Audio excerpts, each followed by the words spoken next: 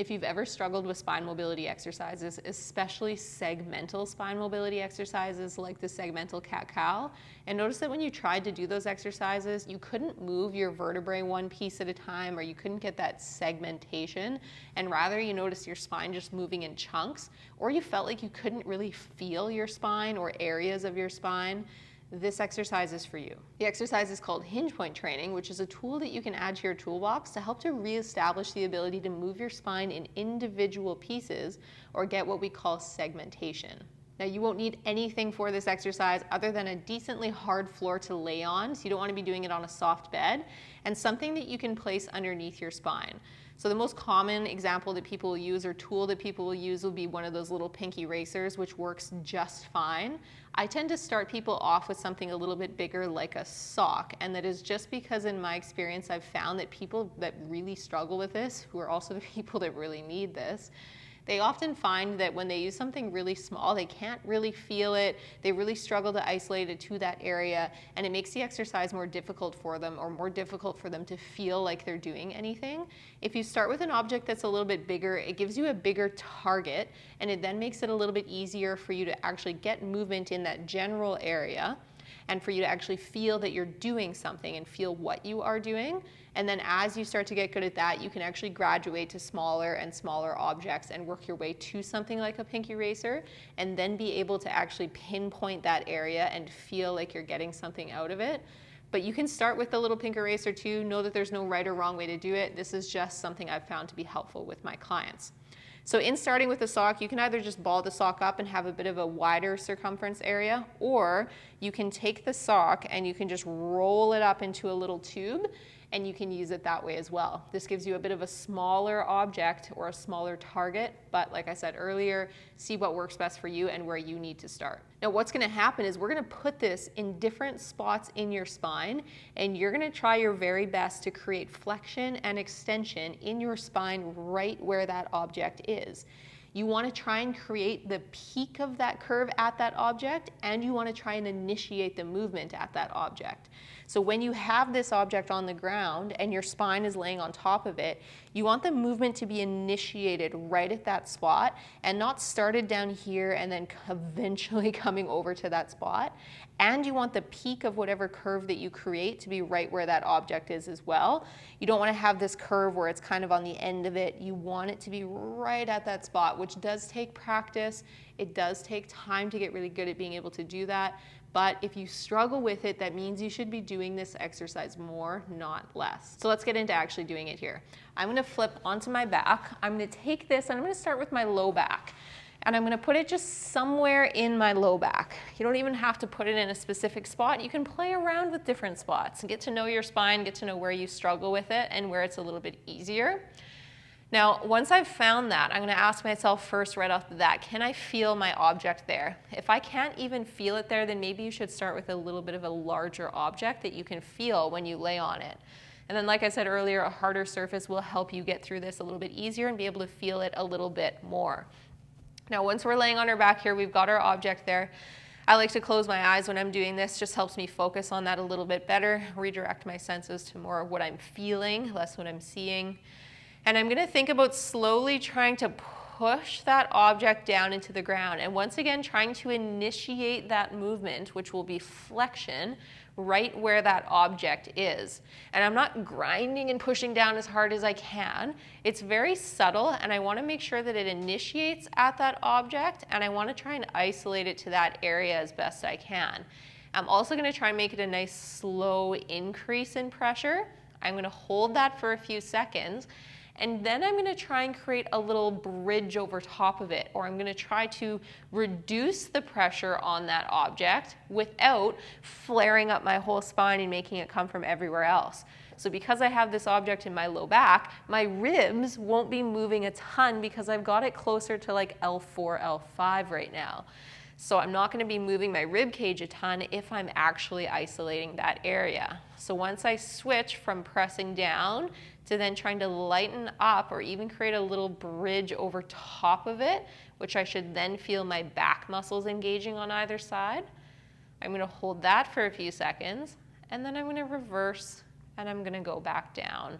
into flexion. So slowly trying to push the object back down into the ground, hold for a few seconds, nice slow increase, releasing the pressure, coming up into extension. My spine is going to start to arch this way. I'm going to feel the muscles right along either side of my spine working. I'm going to hold that for a few seconds, and I could repeat that at that area, and then I could move my object up even a little higher in my lumbar spine, closer to the bottom of my rib cage. And I could repeat the same thing here. So now ask myself, in this spot, can I do that same thing? Can I slowly increase the pressure down into that spot? Try and isolate that area as best I can. Make sure that the peak of the curve that I create is right where my sock is. And then reverse and try to lighten up on that sock. Again, without moving my whole spine, so my chest and sternum aren't moving because that's quite far away from where my sock is. I'm going to reduce the pressure on that sock, try and create a little bridge over top of it. I'll feel the muscles on either side of my spine working, and then reverse and come back down. So like I said, you can do different areas in your low back, see where you're good at it, where you struggle with it. The areas that you really struggle with are areas that you should probably pay attention to a little bit more. I'm going to move this up way higher. I'm going to put it between my shoulder blades, wiggle down a little bit. What's going to happen here is I prefer, you don't have to do it this way, but I prefer to take my hands and wrap them around my arms or wrap them around the front of my rib cage and grab myself around my shoulder blades.